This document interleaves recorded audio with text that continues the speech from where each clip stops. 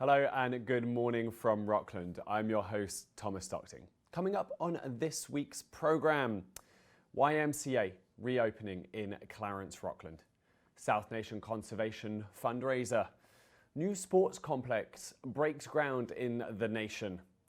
We speak to a cyclist raising money for charity and priorities set for Eastern Ontario. The Clarence-Rockland YMCA is set to reopen to the community on the 1st of November.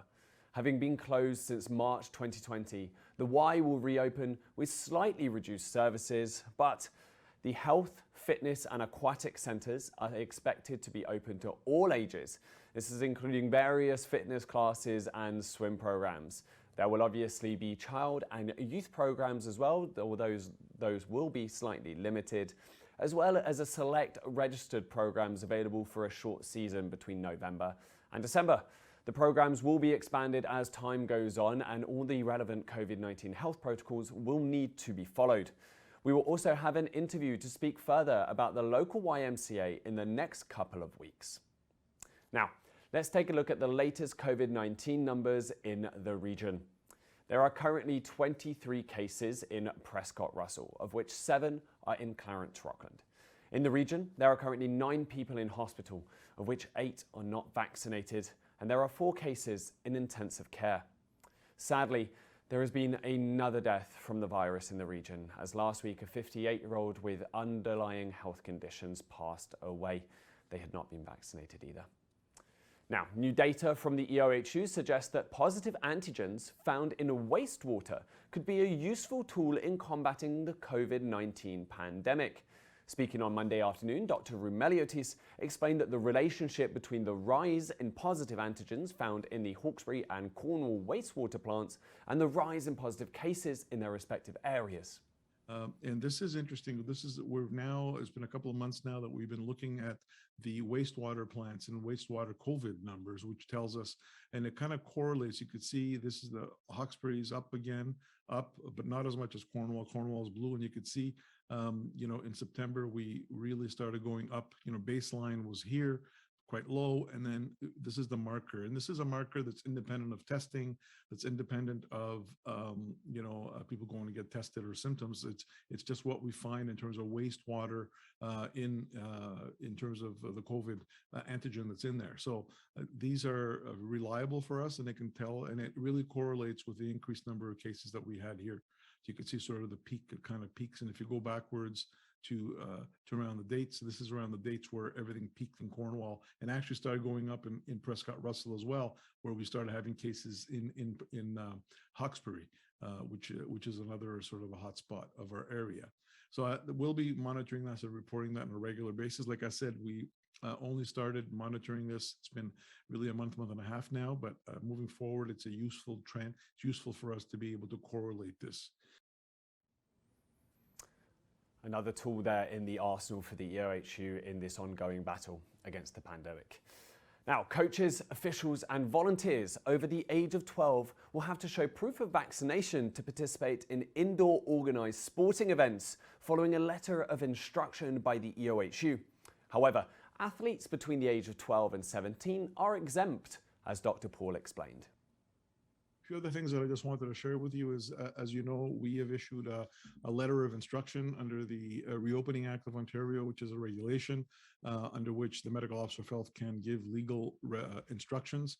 There was a bit of a loophole that was in the indoor sports recreations where children between 12 and 17 did not have to show proof of vaccination to go and play, but and everybody else did except coaches, instructors, and officials. And we thought that was not the safest thing to do. We know that sports are high risk. They're in rooms, they're in dressing rooms and so on, particularly indoors. And so we went ahead. I spoke to the ministry about it, and they understand, but they said that we can issue a letter locally, and we did. I issued that instruction on Friday, effective today. So now anybody 12 and over, be it spectator, be it a coach, be it a official, be it an instructor, whatever, has to show proof of vaccination. This exempts 12 to 17-year-olds, obviously, who are there for the sole purpose of playing. I want to make that clear. And so we've closed that loophole. I know that our several health units are looking at it right now, our neighboring health units already. I know that Kingston issued it, Peterborough has issued it, as has Hastings, which is in Belleville, and our other health units in the eastern area are actually seriously looking at that as well. If you go to our website, we actually have the letter from the front page linked to it, and you can actually see the amount of fines. It depends on if it's an individual or if it's a institution. It's all in there, and it's part of, again, it's under the Reopening Act of Ontario, that regulation that allows a medical officer of health to issue a legally binding enforceable order. As you heard just there, this new instruction is enforceable by law, and individuals who do not comply can be fined up to $100,000. Directors or officers of a corporation can be fined up to $500,000, and the corporations themselves could be fined up to $10 million if the rules are not followed. A traditional groundbreaking ceremony took place in the nation on Monday as work has begun on the nation's new sports complex in Limoges. As you can see from some of the images here, described as a building that will become the pride of the nation for generations to come, the groundbreaking was attended by educational representatives, the nation councillors, and Mayor François Saint-Amour. The building will include 2 soccer fields, a walking track, and a community centre that will be able to accommodate 150 people, as well as providing softball, frisbee, yoga, football, and many other activities for people of all ages. Work will continue throughout the winter on this $14 million sports complex and should be completed by the end of 2022. Fantastic addition there to the Prescott-Russell region. An online fundraiser is being presented once again by South Nation Conservation this fall to raise money for its tree planting initiatives next spring. Covering a 4,441 square kilometre area in Eastern Ontario, SNC's 2021 fundraiser is titled South Nation Wood Creations, which will showcase an array of woodworking ranging from furniture, art and signs, all crafted by local artisans. John Mesman, SNC's community lead and outreach lead, called it a great opportunity to support small businesses while showcasing local talent and contributing to a healthy environment. Auction items will be available to view online starting the 8th of October, and a silent bidding will take place between the 12th and 29th. The extended summer break has ended for the provincial politicians in Ontario as work resumed at Queen's Park in Toronto on Monday. As the priorities were discussed, it will come as no surprise to listeners that the lack of affordable housing was a big topic for Eastern Ontario, with about 700 families on the waiting list in Clarence-Rockland alone. Warden for the United Counties of Prescott-Russell, Mr. Stéphane Sarrazin, also heaped praise on the infrastructure investments announced by the Ford government, but pushed for the UCPR to be prioritised a little bit more this year. Warden Sarrazin, who was announced as the Conservative candidate for next year's provincial elections, wants to see promises regarding the enlargement of Highway 174 with some form of financial plan in the 2021-2022 budget. So that's it for your weekly news roundup. But stick around, as after the break, TVC 22 journalist Bruce de la Cruz speaks to a cyclist raising awareness for his son's rare heart disease, as well as we go and check out an open day on the ice. See you in a sec.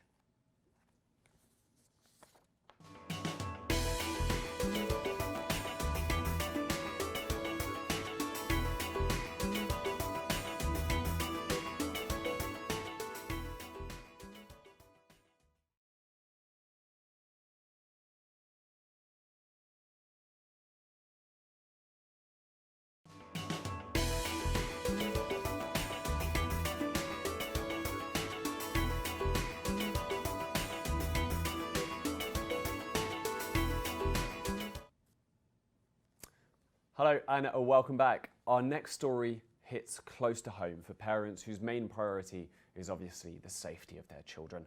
Adam Hurt, a retired math teacher from Waterford, Ontario, is cycling across Canada to raise awareness for his son's rare genetic heart disease, which has left him in a critical condition. TVC 22 journalist Bruce de la Cruz was able to talk to Adam at his pit stop in Alfred and find out the sort of lengths a father will go to for his son. So Adam, how are you feeling today? I feel great, Bruce. It's a gorgeous day outside, and considering the weather we've had lately, it's been a perfect day for a bike ride. Perfect. And although I explained a little bit already to the audience, can you tell us again why you're biking all across Canada? Yeah, so we're doing this for a foundation that our family has set up for the inherited cardiac disease, arrhythmogenic right ventricular cardiomyopathy. Unfortunately, it has impacted our family immensely over the last 20 years, and so we're doing this bike ride to launch our work, to raise awareness for this disease, and also to help financially support the research team in Toronto trying to figure it out. Perfect. And before we go any further, can you go into a little more detail about the disease and why it's so lethal? Sure. ARVC takes the lives of young people, youth, and young adults without warning. A genetic a malfunction in the gene or a problem with some of the genes causes proteins to turn into fatty tissue, which stops electric conductivity. So electricity basically stops moving through the heart muscle, and young people die of sudden cardiac arrest. So unfortunately, this happened to my wife in 2001. We lost Jackie, and my son Greg has had 5 of them. Adam, I'm so sorry to hear that. Thanks, Bruce. Yeah. And just kind of moving forward, Adam, just I'll give you a second there. That's all good. And so, as you mentioned, you've sadly lost your wife, and your son Greg is also a victim of this disease. Why now have you decided to start this bike ride? What inspired you? In total, we have 8 members of our family that are inflicted by this disease, and when Greg had his most recent cardiac arrest almost exactly a year ago, I decided enough was enough, and I kind of retired early, at least temporarily, and I sat down with other members of my family who were impacted by the disease, and we said we're going to do something to make a difference, and I want to launch it by riding across the country. And you know, there's so many other ways to spread awareness for anything that you're an advocate for. Why specifically bike riding?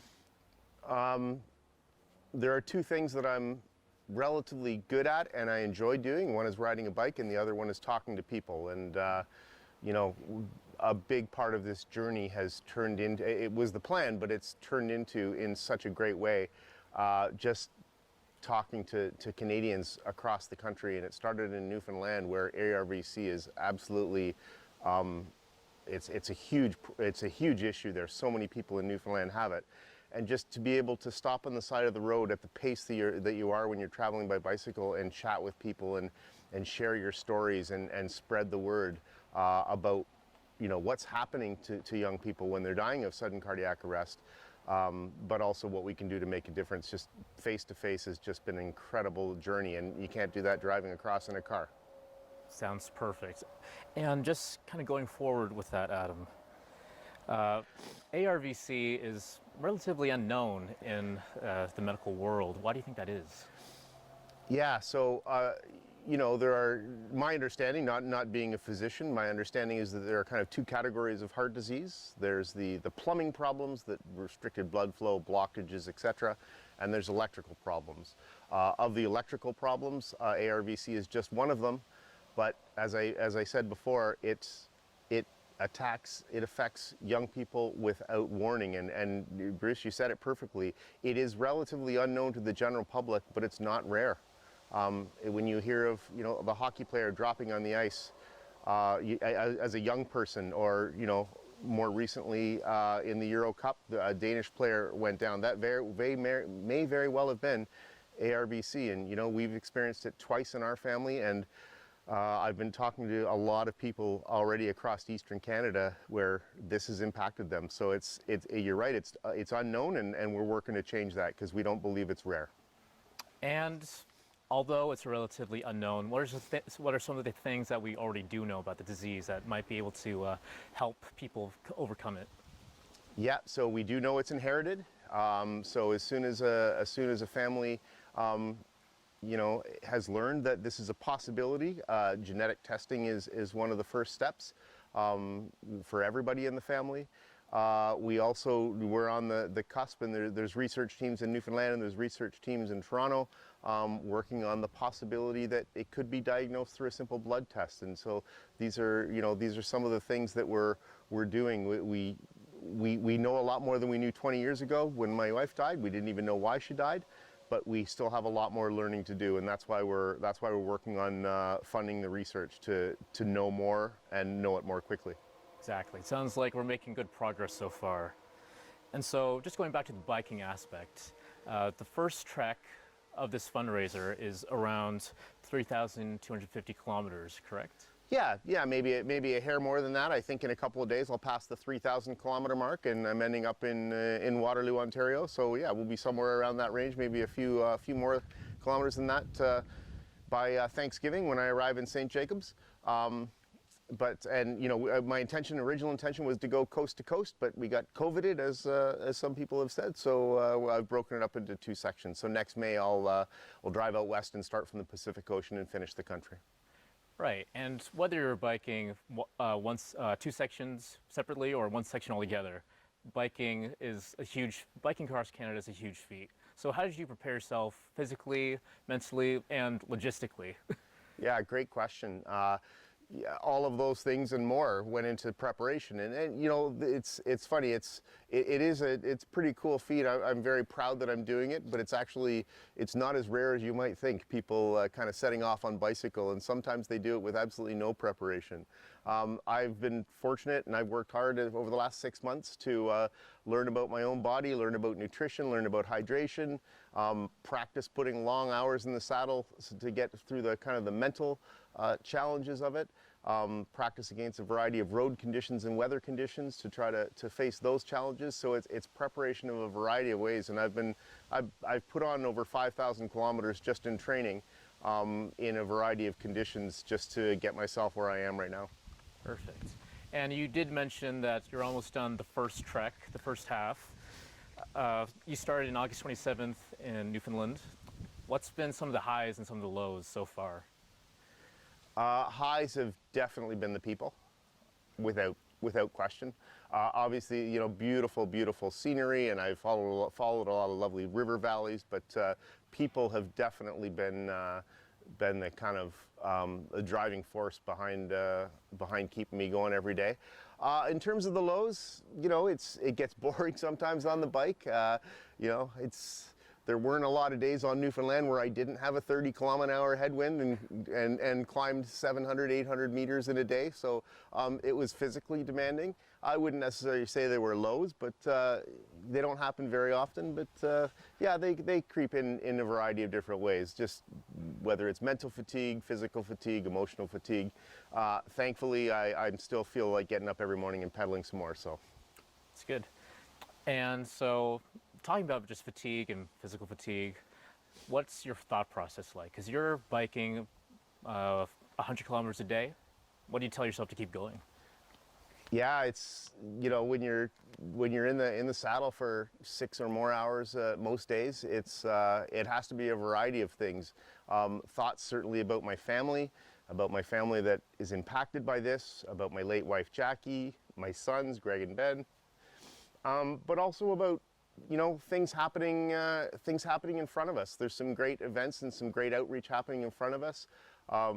Tomorrow morning, there's going to be an event in Britannia Park in Ottawa where there's going to be a whole bunch of people from the Ottawa community surrounding me and cheering me on and asking questions and just wanting to hear more about what we're doing, why we're doing it. So that's a huge motivator in terms of keeping me going when I'm in the saddle for many hours a day. Perfect. And I actually did want to pull something that I read on your blog. Yeah. You said you actually named all 3 of your bicycles that you use. Yeah. And could you tell them a little about the names and just the bikes that you've been using and their significance to the journey? Absolutely. I've been very, very blessed to been living in Africa for the last 2 years, and so I've picked up a little bit of Swahili.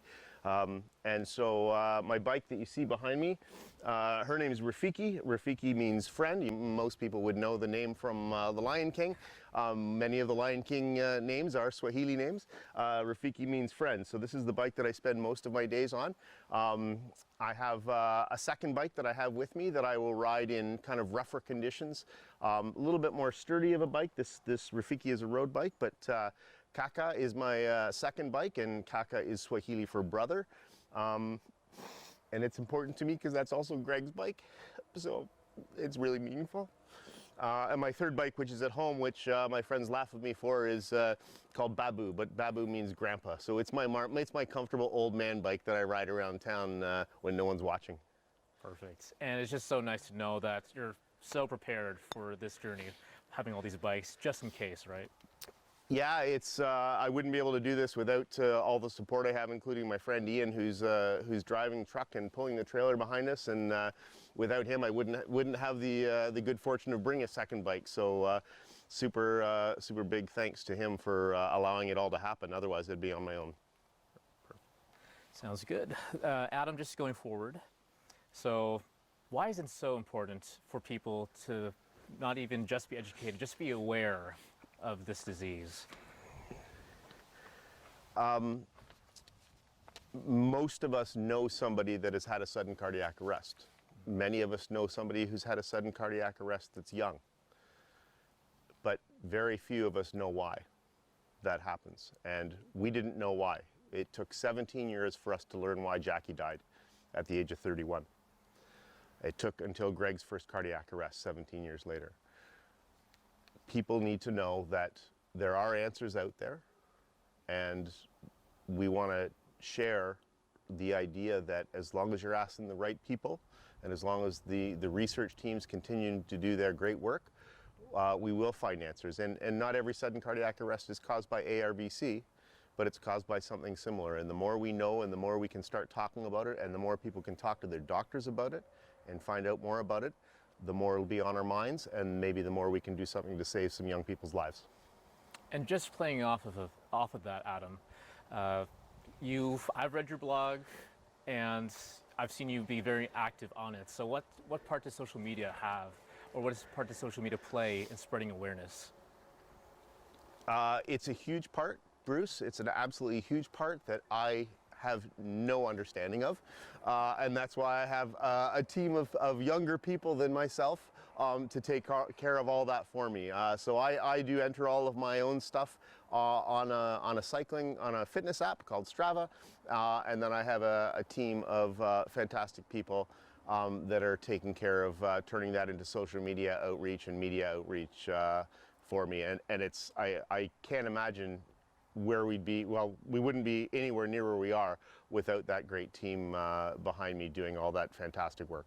Perfect. And just winding down now, Adam, life can be taken in an instant, as lots of people know.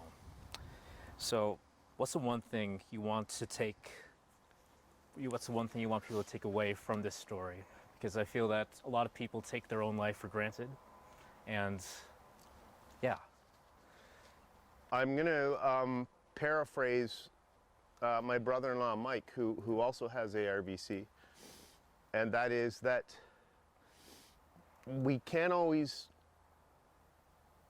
predict or be in control of what happens to us.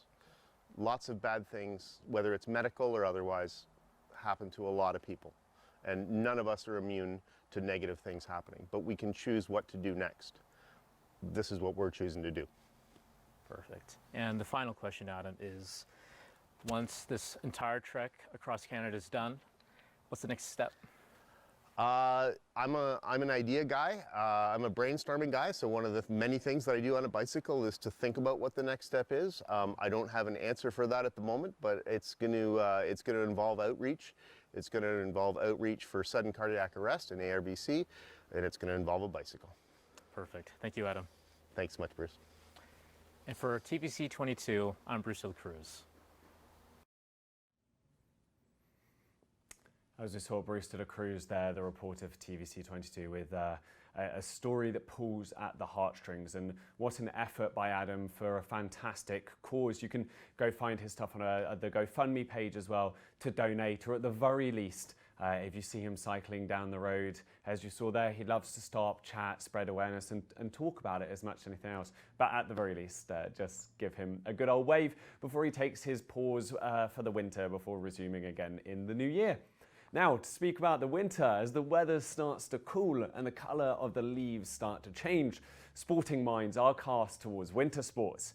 More of a snowboarder myself, as anyone who watched my interview with Councillor Cardarelli last year will be very aware of my terrible, terrible skating abilities. But of course, skates are something that most local residents are almost born with on their feet, with sports such as hockey immensely popular in Canada.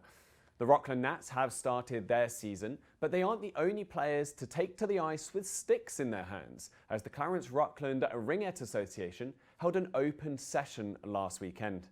With ice time funded thanks to Councillor Cardarelli, on Sunday we went down to the CIH Arena to speak with the president of the association about the benefits of this team game, especially in promoting positive mental health for young girls. But could you give us a brief explanation of what Ringette is and why you have this open day today? So it's similar to hockey, however, it's more of a mind game, so you do have to pass and really be playing with your team. The older girls play with a shot clock, so they have 30 seconds to pass the ring. It's not a one-man show. You can't go from one end of the ice to the other. It's really a team sport. And for you, what is the real benefit there of being able to promote team play, especially in girls as young as the ones we're seeing today? I think it's just helping each other out. Like it's not just you. You have to work together. To get anywhere in life, you have to work with people. So I think that this is the starting point to show them how to work together on and off the ice. They like to be together. They go to school together generally, so it really promotes togetherness, team sport. And when you're looking at the day today, is this just a regular training session, or is there a bit of a different event on? So today we're doing Come Try Ringette. On one side of the ice, they are hosting a kind of a day-to-day practice just on a half ice with the older girls. But this is a special event to get kids to come out and try the sport of ringette, because we are the only ringette association in Prescott-Russell. Our home base is in Rockland, but we need to get the word out so that we can get more players on the ice. Absolutely, and you talk about getting the word out there. Give us a little bit of an overview of the club, because we can see it on your jacket and your mask. The team's called the Falcons. How long have they been around for? So I don't know the exact years, but they've been around for a long time. In previous years, the Falcons used to be the team to come watch. From what I understand, we have some banners over at the Clarence Creek Arena of championships they won, etc. So yeah, they used to be around they've been around for a really long time. And currently, how many teams do you guys have? We currently have 4 teams and a Learn to Skate program. And you mentioned before about the team play aspect. What are some of the other benefits that you think Ringette brings to the girls, not only on the ice, but obviously off the ice as well, with skills that they can take beyond? So although Ringette has generally been geared towards girls, we are trying to become more diverse and inclusive. So boys can come out, or anybody can come out and try the sport of ringette. So the mental health aspect, just getting out on the ice with your friends, having a good time. Yes, everybody likes to win, but we cheer on no matter if we're winning or we're losing. We encourage, the girls to encourage each other no matter what. And even though a player might not be a good player, we ask them to share. And so there's a lot of mental health and learning to go along, and just growth with what you're doing outside, and physical activity. It gets the girls out. Like, we're not wanting them to be super duper ringette players. I think, in hockey there's always the pressure of the boys want to be on the NHL. Yes, we have a Canadian ringette team, but the girls they just want to play. They just want to play what they love to do. So it just gets them out and away from the Nintendo or the video games. Absolutely, and you mentioned there obviously that mental health aspect, and that is a topic that's really been brought into light furthermore with the pandemic recently and everyone having to be cooped up at home for a variety of reasons, but mainly because of the pandemic. You have a couple of daughters yourself playing today. Have you personally seen the benefits that come from being able to get them back out and playing sports again? Yeah, so we did our best with the pandemic last year. As long as the arenas were open, we were open, and our parents really did a good job adhering to the rules and stuff the arenas put into play.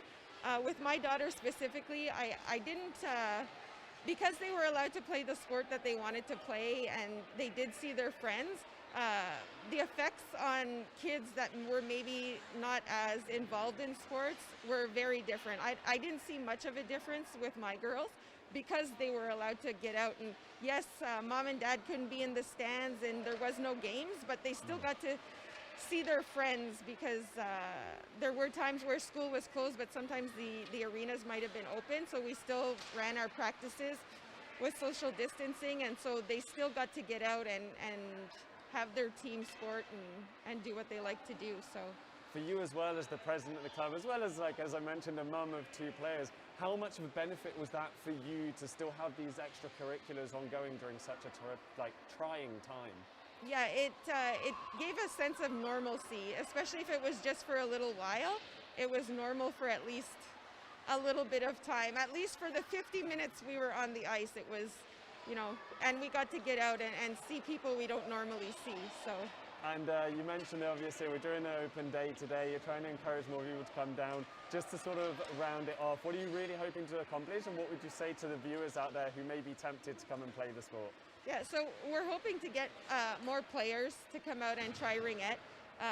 As I said, we're the only association in Prescott-Russell, definitely the only one in Clarence-Rockland. There's many hockey teams, but ringette is truly a team sport, and I think that I've never played sports in my life. I didn't play hockey, I didn't play ringette. I don't have a bias to one or the other. But I did see, you know, my girls take on hockey after they've already learned ringette, and there's definitely a very big team aspect with the passing and entering the blue line and just the mind aspect of it all. Like it's very much like if you play a board game, you know, you have your mind game set up and you have to think about it. Ringette, you really have to think about it. It's not just go up one end and down the other end. It really is a team sport. And just finally, I mean, we can see on the camera there's an abundance of girls playing behind you. We've got the team to my right here as well. What do you make of the turnout today? We're very happy. This is a lot of girls. I mean, our registration numbers were in the 30s, and we got about 18 girls to come out and try ringette. So we're very happy with that. So hoping that the registration after this produces some more players for us. But if anybody's ever interested, they can just send us a message, and we'll be happy to get them on the ice outside of this event. And what's the best way they can contact you? They can contact me at presidentcrra@gmail.com. Fantastic. Melissa, thank you so much, and congratulations on the successful event. Thank you. You can reach the Ringette Association through any of their social media channels, so make sure you go and do that. The girls absolutely had a blast, and as you heard there from Melissa, it's a very inclusive sport as well, which really does promote team play as well. So if you're looking for a new activity for your kids this winter, maybe you've just found it. Anyway, that's it for this week. As ever, if there is a story within the community you think needs some more light shined on, then reach out to us. You can get in touch by calling me at the station here at TVC22 or by emailing me at nouvelle with an S at the end at tvc22.ca.